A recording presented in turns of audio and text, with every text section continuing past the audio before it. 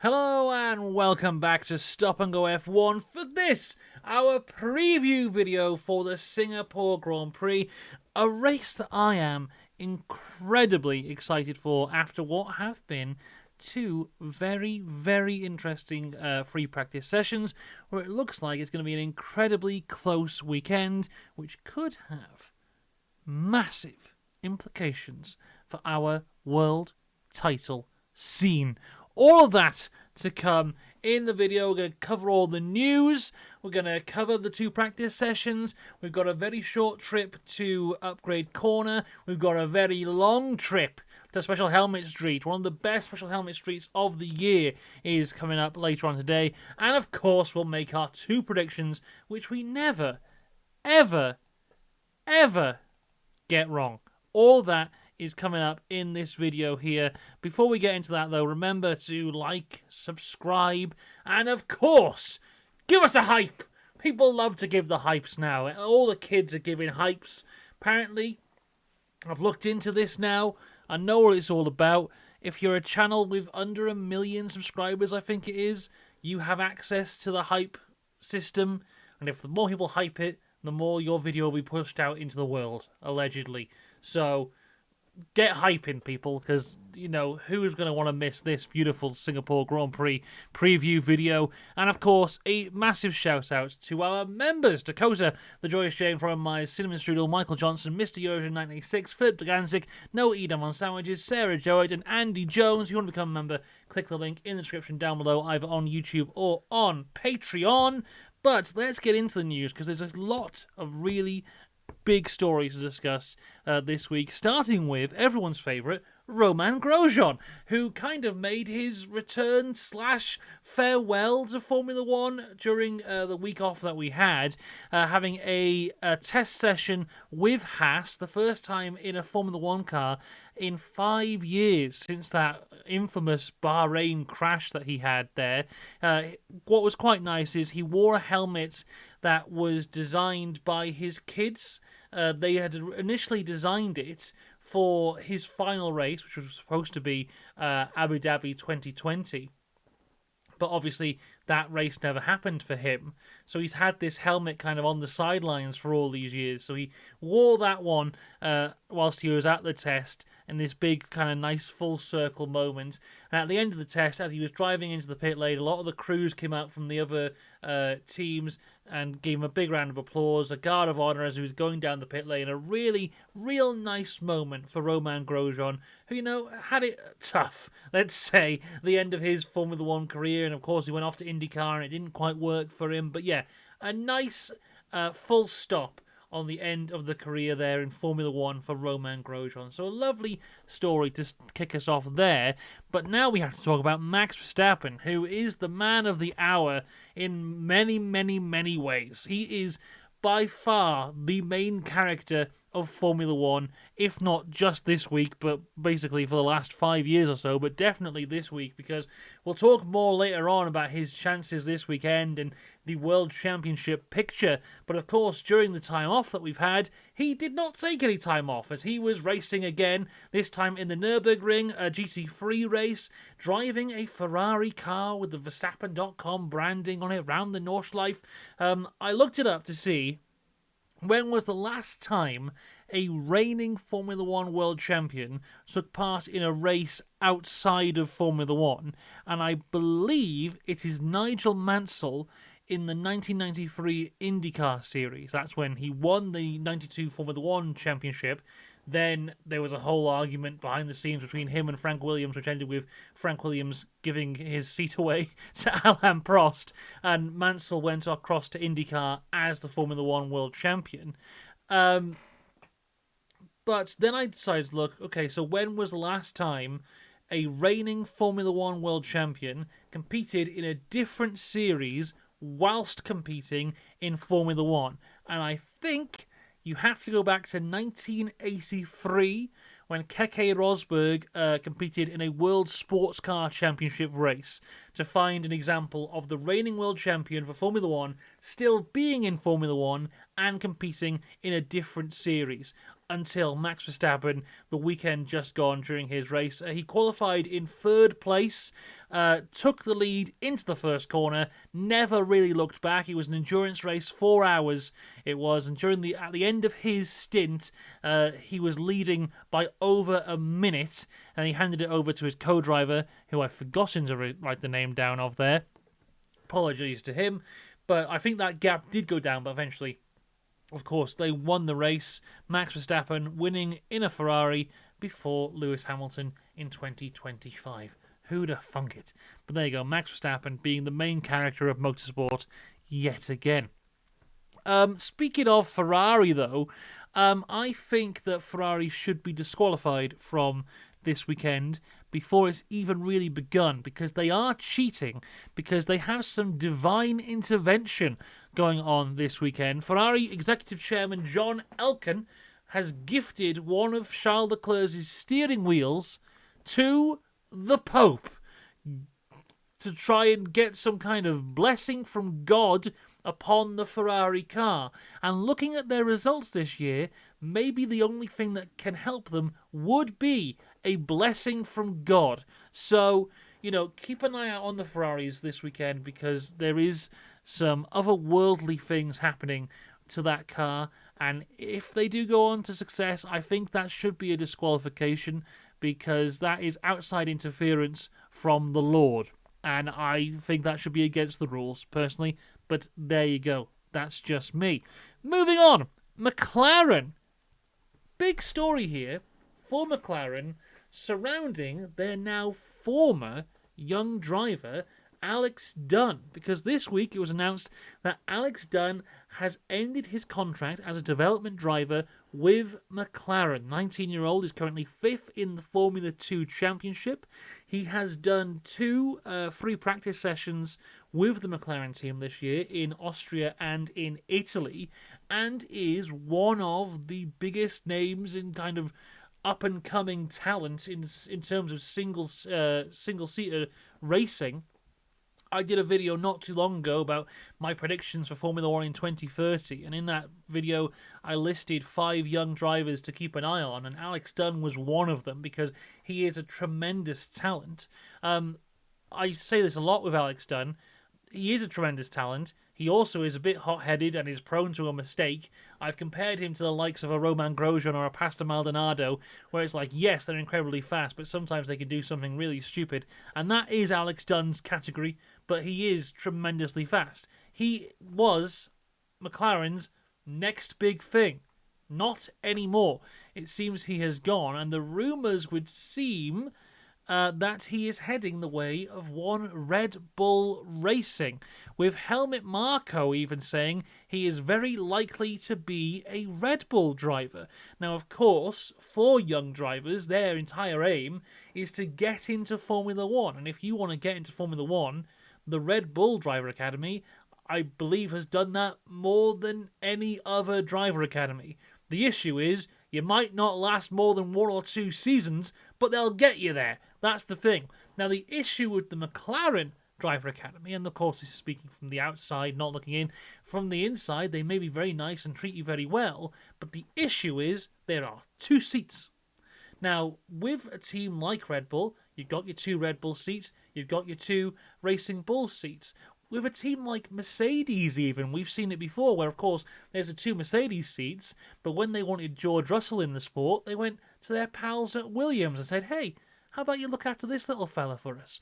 With Ferrari, of course, there are the 2 Ferrari seats, but we've seen Ferrari have gone to an Alfa Romeo, which has become, of course, a Stake F1 team, Kick Sauber. They've been to Haas. That's where Ollie Behrman is. Ollie Behrman, a Ferrari junior driver. They've got the connections there through their engine suppliers. So, with Ferrari and their Young Driver Academy, they can get you in at other teams. With Red Bull and their Young Driver Academy, they can get you in with other teams. The issue with McLaren is it's just McLaren. They aren't an engine supplier. They have no connection with any other team. So if you are a McLaren young driver, your aim is to displace Lando Norris or Oscar Piastri. And looking at how the last couple of years have gone, that's not going to happen. You need to sit around and wait for either Norris or Piastri to decide they want to leave. And then from there, you need Zach Brown to take a chance on you and not go for another established name.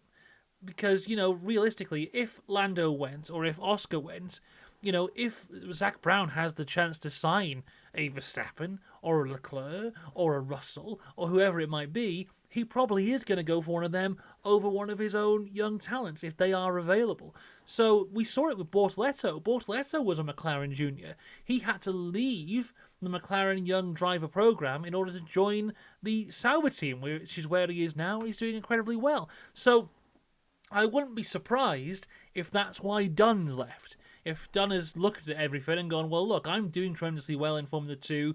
A lot of people are speaking very highly of me, but I'm not replacing those two. Those two aren't going anywhere. That's your world title battle right now.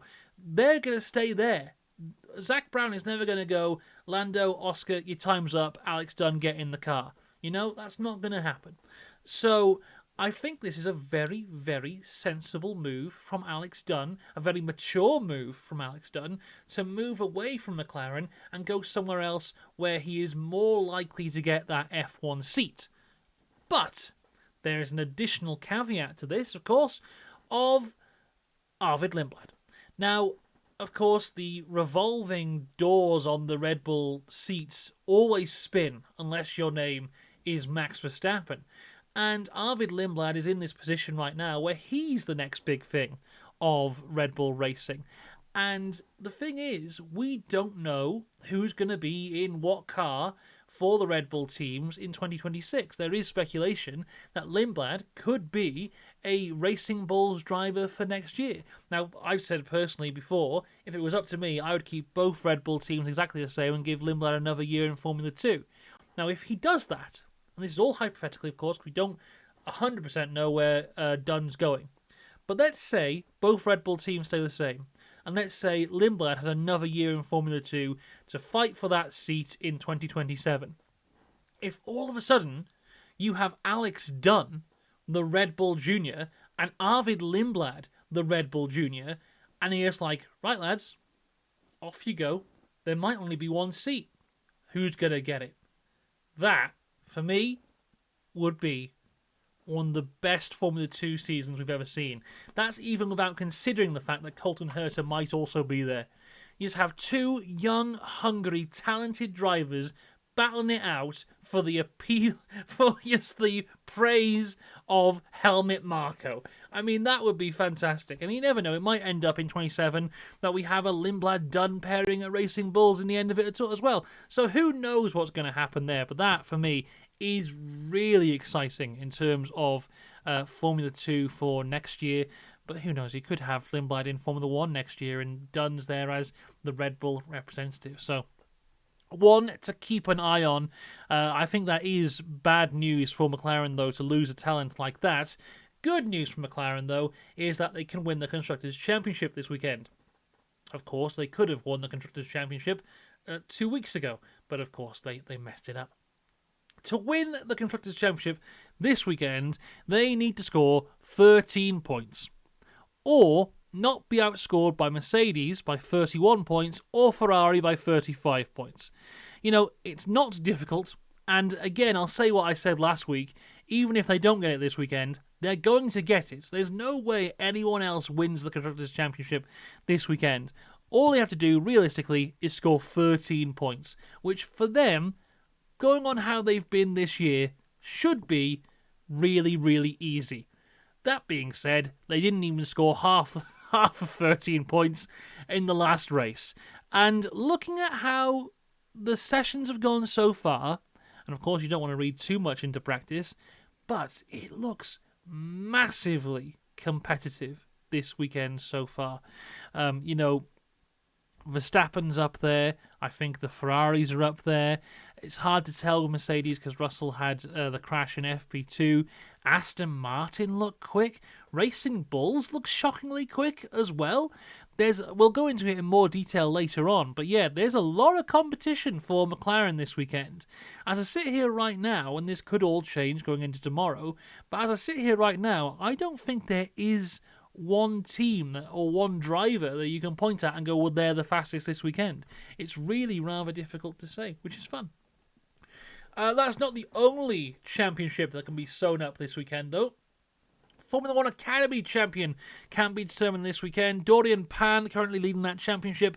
If she outscores Maya Vug by 20 points, she will become the third ever Formula One Academy champion.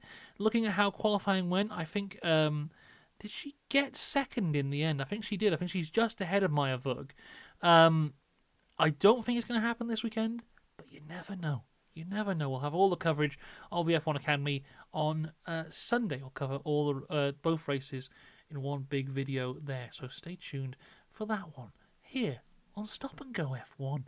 But now it's time for the statistical slip road. We're going to take a look back at the last race and how that has affected the halls of history of Formula One, and of course look ahead to this weekend, see how we all line up, what's going on in the world, starting with Max Verstappen, who took his 6th Grand Slam last time out in Baku to put him joint second all time alongside Lewis Hamilton, just 2 Grand Slams behind Jim Clark, his record of 8, which has been in place since 1965, but a new record for Max Verstappen was set, as this is the 5th season in a row where Max Verstappen has had a Grand Slam, which has never been done before.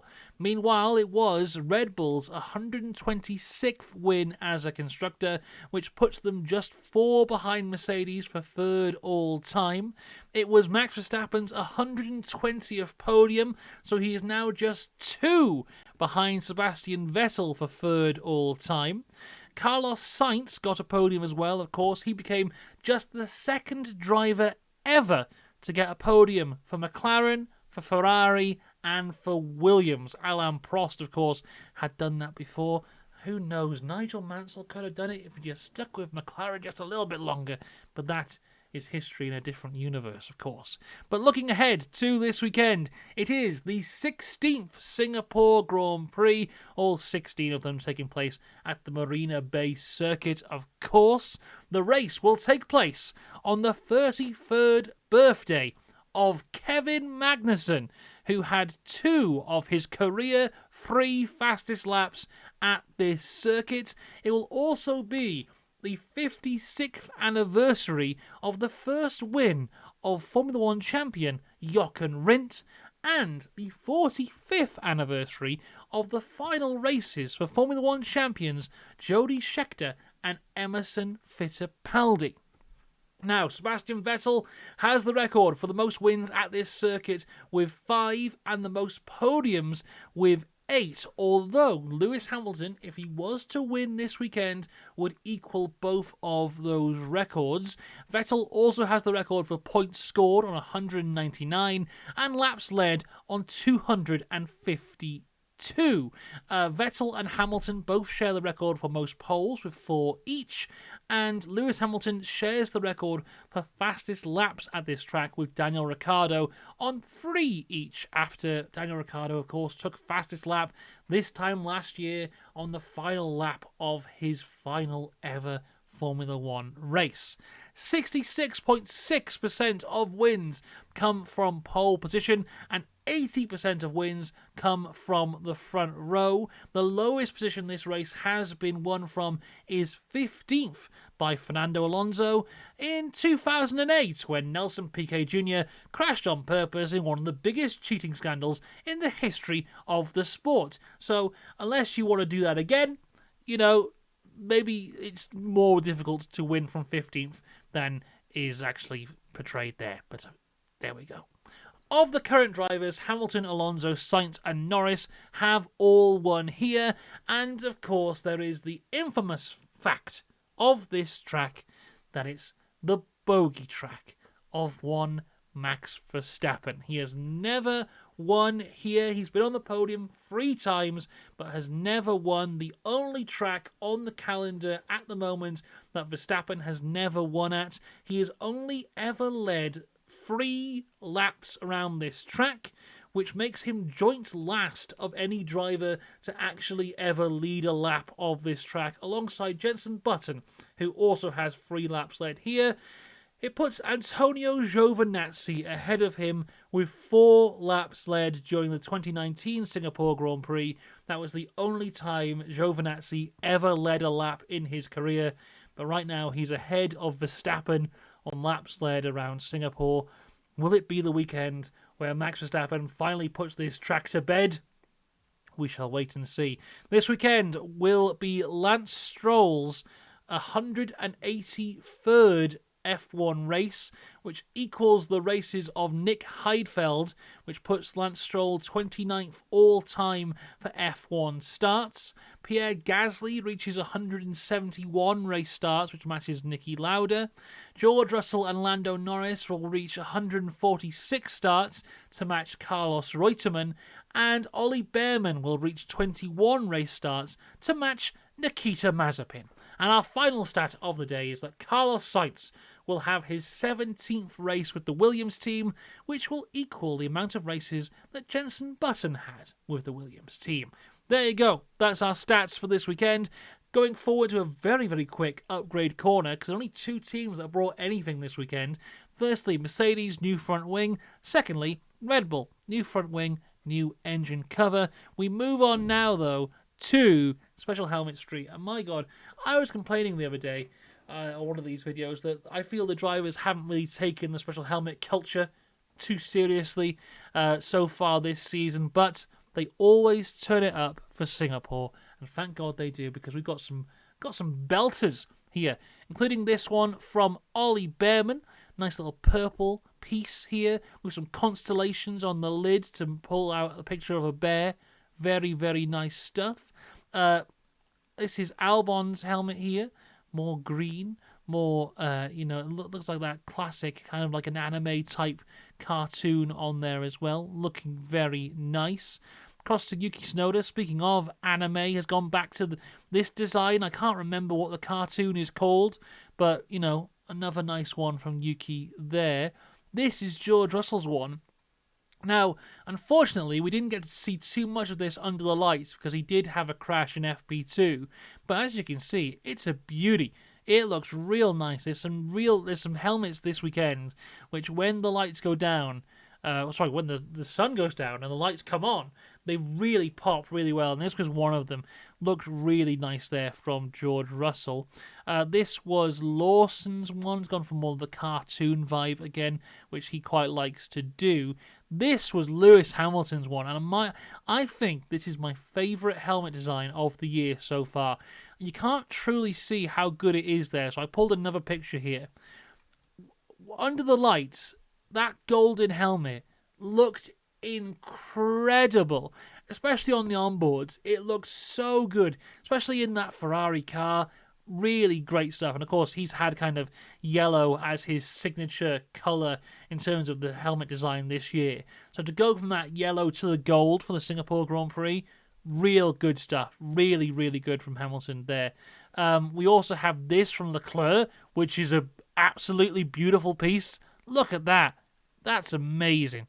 Real good. They pulled out all the stocks here, and then Gasly's got this one, which is sponsored by some people who make watches. Which, it was Moser, them lot. Moser watches. Okay. Shouldn't really have finished on Gasly there, because wasn't as good as some of the rest. But we move now to Free Practice Freeway, and if you're interested in just the headlines, here they are very quickly. FP1, Albon's car was on fire. FP2, Russell's car was in the wall, Lawson's car was in the wall, and Leclerc's car was in Norris's car in the pit lane. Very interesting one there. Unsafe release in the pit lane.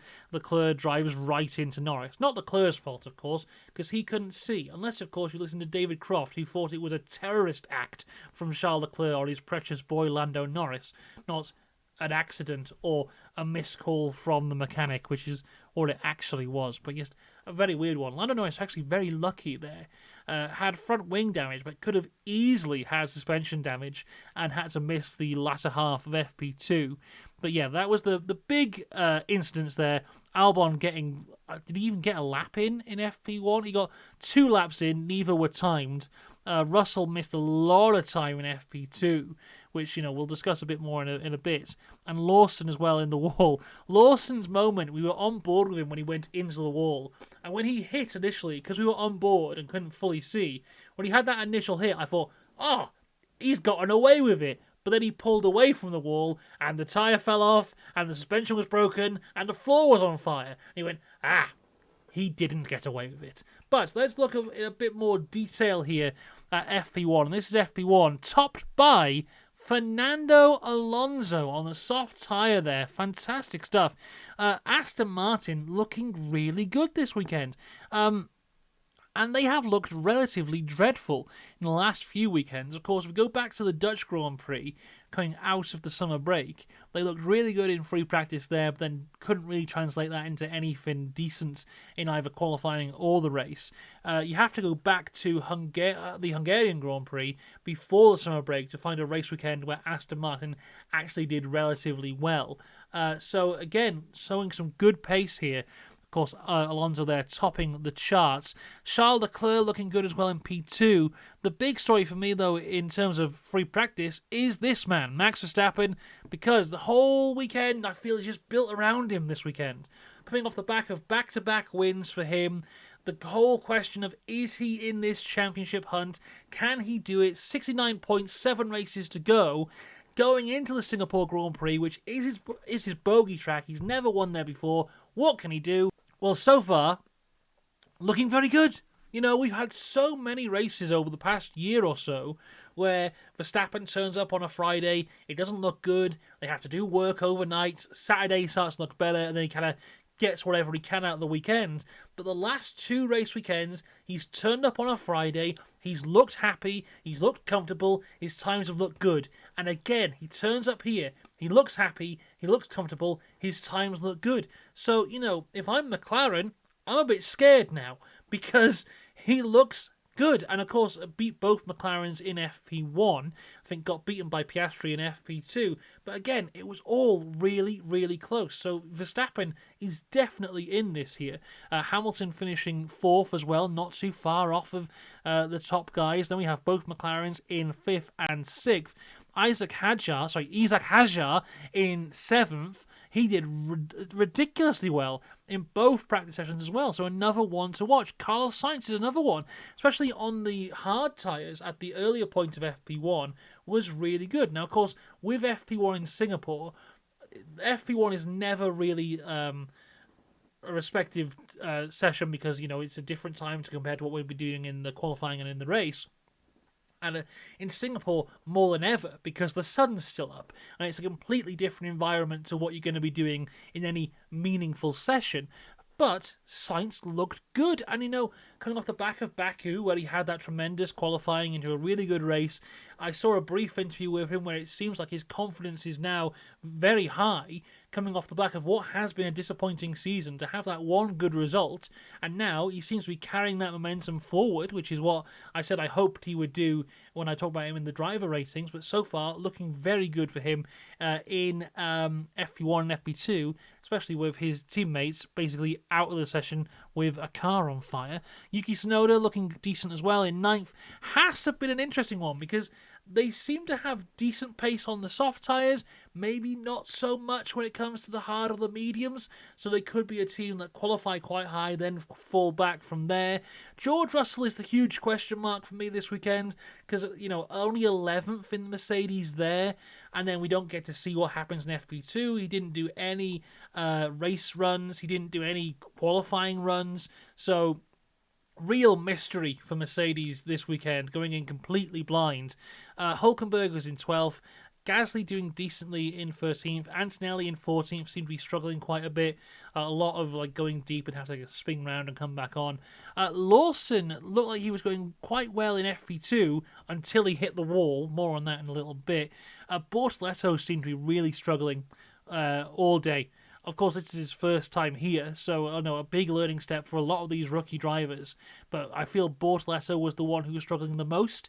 Now, of course, he didn't smash into the wall, which is a good thing, but it just seemed like he was having a bit of a rough time. Then we have Stroll and Colapinto finishing off FP1. Into FP2 now, and Oscar Piastri did top that session. Isaac Hajar in P2, not too far behind him. That's a tremendous score. I do feel at the end of the session, though, we had the red flag for Lawson, and then there was only a brief time left for people to set quick laps, and the track evolution throughout FP2 was massive. So I feel like at the end, some of these times aren't truly respecting what their true pace is going to be. It just feels like whoever had that good lap right at the end shot up. So I don't think Isaac Hajar's in contention for a podium this weekend. Now watch him finish on the podium. But yeah, great time nonetheless, and is positive going forward for some good points and a good result. But do I expect him to be that high? Not really, but yet again, look who's here in the top three. Mr. Verstappen, again, just under a tenth and a half off the back of Piastri's time. And look who it is again. It's Mr. Alonso. He's here in fourth. Aston looking strong. Lance Stroll in sixth. Now, Norris is a question mark here for me because, of course, fifth is not too bad, a decent place. But, nearly half a second off of his teammate. Sounded really dejected on the radio as well. His engineer telling him, look, this is the plan. We want to put these laps in and have no DRS here and try and get this. And Norris is like, well, look, I'm half a second off the pace. It's my driving and it's all gone wrong. And it seemed like he was just kind of all in his head again, which he often seems to do. I think, of course, the incident between him and Leclerc doesn't help in the pit lane, where they wasted a lot of time having to fix the car after that silly issue from Ferrari.